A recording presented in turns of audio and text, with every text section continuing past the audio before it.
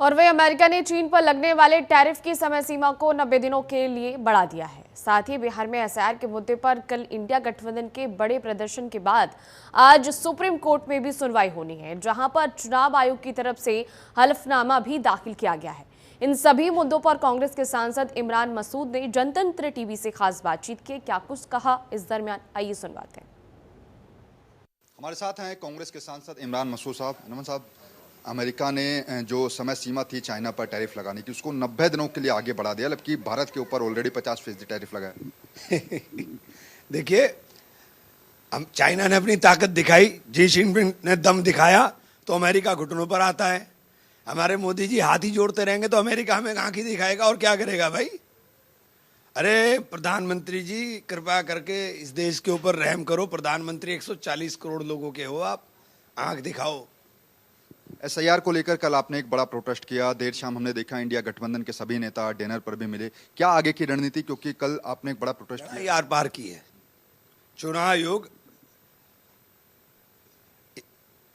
ईमानदार नहीं है। चुनाव आयोग वोटों की चोरी करा रहा है, और वोटों की चोरी हमने चुनाव आयोग के दस्तावेज जो उसने हमको दिए उसी से पकड़ दिया। तो जब तक इसके ऊपर निर्णय नहीं होगा, ये लड़ाई जारी रहेगी और निरंतर जारी रहेगी। और ये रोज आप देखिएगा, इसके अंदर अब पूरे देश के अंदर लोग लग गए हैं कि कहां कहां किस किस तरह से इन्होंने वोटों को चुराने का काम किया है।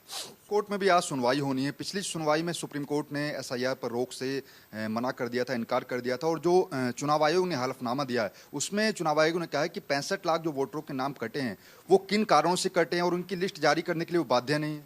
सुप्रीम कोर्ट अपनी निगरानी में इन सब चीजों को संपन्न कराए, क्योंकि सुप्रीम कोर्ट संरक्षक है संविधान का, और यहां संविधान के ऊपर चोट हो रही है। यहां संविधान को रौंदा जा रहा है। तो जब संविधान को रौंदा जा रहा हो, आप लड़ाई तो हमारी चुनाव आयोग से है और भाजपा प्रवक्ता बनकर के चुनाव आयोग का जवाब दे रही है, तो गठजोड़ सामने दिखाई दे रहा है कि दोनों का गठजोड़ है।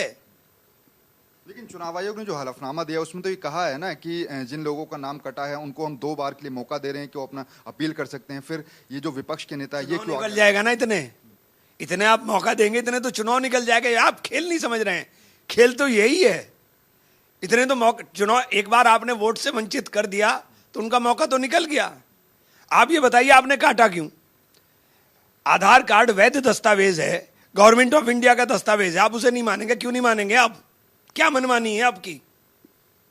आप कौन है ये तय करने वाले कि ये भारतीय और ये भारतीय नहीं है? ये तय करने का काम चुनाव आयोग का तो नहीं है। सुप्रीम कोर्ट से उम्मीदें हैं आपको? 100% सुप्रीम कोर्ट से नहीं उम्मीद करेंगे तो कहाँ उम्मीद करेंगे।